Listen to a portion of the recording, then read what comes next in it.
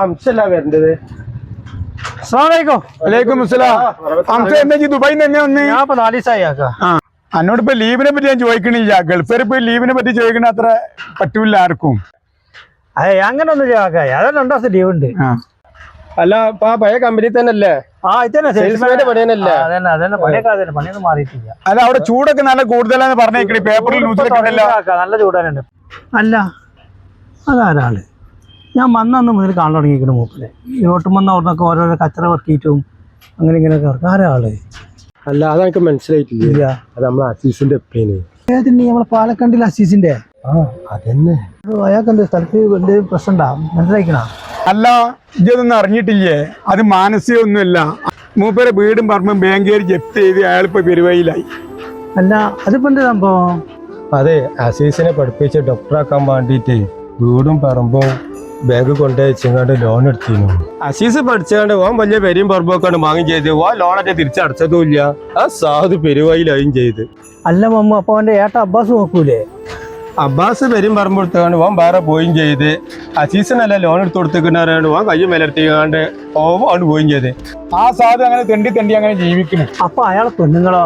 ആ കാര്യം ഒന്നും പറയണ്ട. ആ സാധു ഇതൊക്കെ അറിഞ്ഞുകാണ്ട് അതിന് ചങ്ക് പൊട്ടി അത് മരിച്ചു പോയടാ. എന്തല്ലേ ഓരോ മനുഷ്യന്മാരുടെ അവസ്ഥ അല്ലേ? അമ്മ നമുക്ക് വൈകുന്നേരം കാണാം. ഞാൻ പെരി കുറച്ച് പോയിട്ട് വരാം.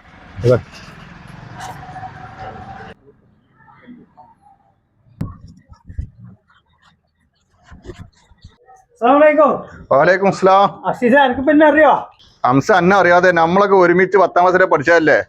ഇവ കേറിയിരിക്കേ.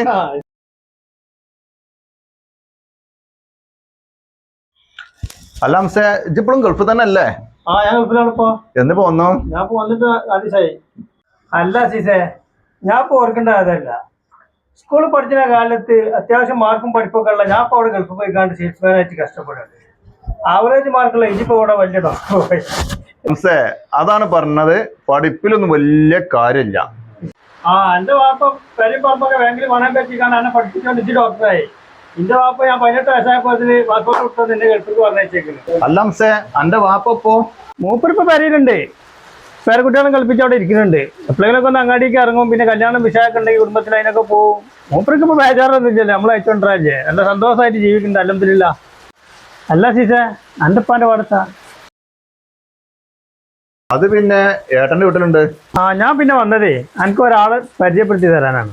കാക്കാ ഇവിടെ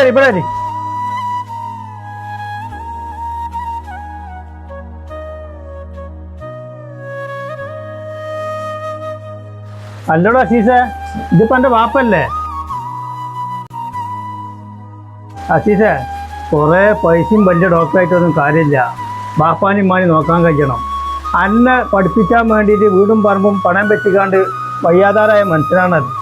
എനിക്ക് ഓർമ്മണ്ട, നമ്മൾ സ്കൂളിൽ പഠിച്ച കാലത്തെ എൻ്റെ ബാപ്പ ഗൾഫിൽ നിന്ന് കൊണ്ടുവരുന്ന സാധനം കൊണ്ടുവന്നിക്കാണ്ട് വലിയ വമ്പത്രം പറയുന്നല്ലേ ജി. അതൊക്കെ ആ സാധുവിൻ്റെ വിയർപ്പാണ്. ഗൾഫേർക്കേ ബാപ്പ ഇമ്മ പെണ്ണുങ്ങൾ കുട്ടികൾ എന്നൊക്കെ പറഞ്ഞാലേ ജീവനാണ്. അത് അറിയണമെന്നുണ്ടെങ്കിൽ ഇത് ഒരു വട്ടയും കൂടി ഒരു പ്രവാസിയാവണം. സത്യത്തിലേ എൻ്റെ വാപ്പാനെ ഈ കോലത്തിൽ ഞാൻ കണ്ടപ്പോഴേ ഞാനൊന്ന് നിർത്തി. നമ്മളൊക്കെ പഠിക്കുന്ന കാലത്തെ എൻ്റെ വാപ്പാനെ പോലെ എൻ്റെ വാപ്പയും ഗൾഫിലായിരുന്നു ഞാൻ എത്ര പോലെ ആഗ്രഹിച്ചിരുന്ന ആളാത്. അല്ല അത് പിന്നെ അസീസേ, ഇജി എത്ര ന്യായീകരിച്ചിട്ടും കാര്യമില്ല. എനിക്ക് വയസ്സും പ്രായമാകുമ്പോഴേ ഈ ഗതി ആവൂലെന്ന് ആരെ കണ്ട്. ഇപ്പൊ ബാപ്പാനെ കൊണ്ട് പെരേക്കേറ്റ് ഞാൻ എന്നാ പോവാണ് കേട്ടാ. കാക്കാ ഞാൻ പോവാട്ടാ.